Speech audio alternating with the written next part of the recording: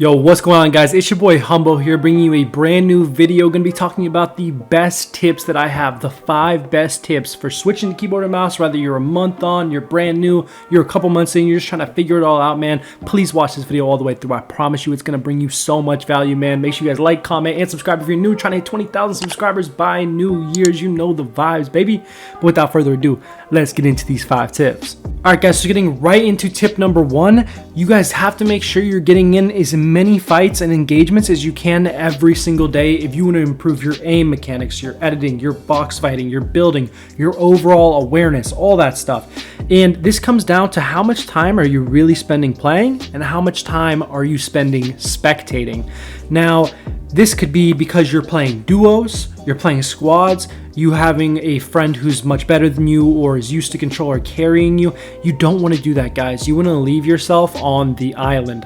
It's going to help make you improve so much more when you don't have a crutch to lean on and you're not spending time spectating a better player or a friend. You guys want to be playing solos, dropping hot, and also in creative, don't do zone wars, guys. I've said this before, zone wars are good once you get a little bit better and you're comparable to be able to survive through the games.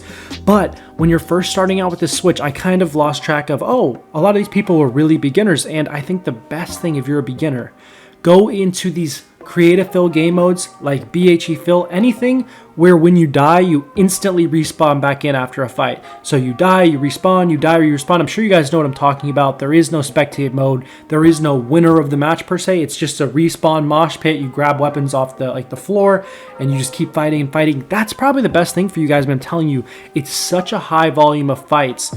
You're improving your aiming, your tracking, your editing, box fighting, switching to heals, all that stuff. So I really would recommend that. Anything where you're not spectating is going to be the best, because think about it. Since the beginning of Fortnite, the number one thing people have been trying to do is figure out how to get as much repetitions and fights in as possible in a short amount of time. And that used to be really hard. And now with the advent of these new creative game modes, you guys can really take advantage of these new settings. And it's much easier to switch now than it ever has been.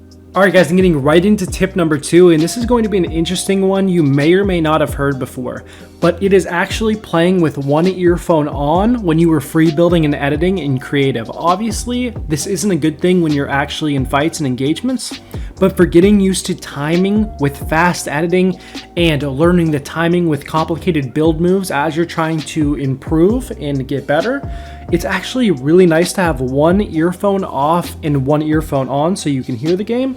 And then with your other ear, I usually use my right ear. I have my headphone back off my right ear, and I am listening to the click timing of my keys. I found this to be extremely helpful, listening to my keyboard and associating it with the gameplay at the same time, like one ear on, one ear off. And I'm telling you guys, please try this. I've always edit better. Still to this day, having one earphone off, it really helps me cement my timing. All right, guys, so segueing right into tip number 3. This is going to be a kind of a combo tip, but so guys, listen up because this is really important. And it really helps out a lot more than you might think, but that's going to be looking at your fingers as they hit certain keys, especially your weapon swap binds. You don't even have to be playing for this. Just going through with your fingers, whatever finger you would use to press certain keys, and saying it out loud a couple times, really committing it to memory, getting your hands used to this totally new way of playing. Even a couple months in, man, it can make a super big difference in your reaction time and overall how smooth everything feels and how smooth this switch goes.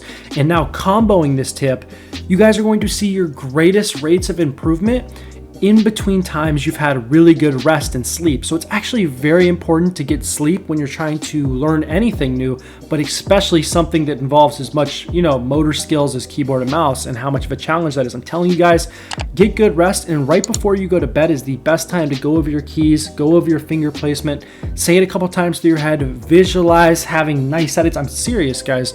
Really, it really helps, man. It's probably the best tip on here. Let's get into the next one.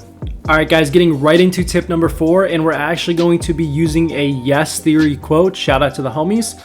Seek discomfort, guys. It's so important when making the switch to keyboard and mouse, or just trying to be successful in pretty much anything in life. If you guys sit in your comfort zone that you create when you're first switching to keyboard and mouse in the first weeks, months, you are going to stick within these habits you form to survive.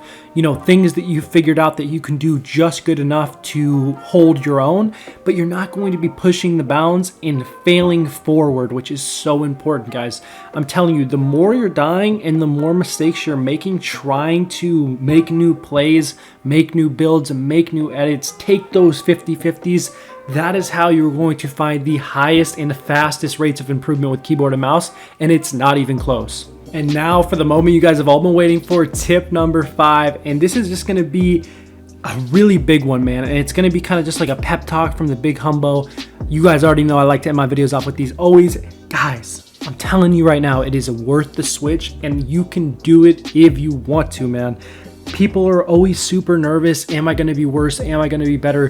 Don't think about all that stuff. Trust your gut and go for it, man. If you guys put in the work, if you guys put in the time consistently, I promise you, you can get as good as you want on keyboard and mouse in your wildest dreams, man. I didn't think I would ever make it this far.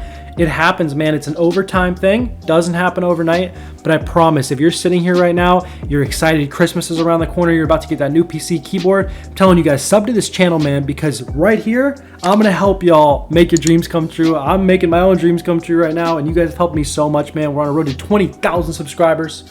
You already know the vibes, baby. But yeah, guys, I'm gonna wrap up this video. That's my 5 tips.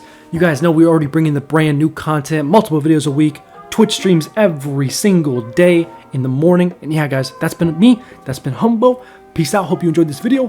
Peace.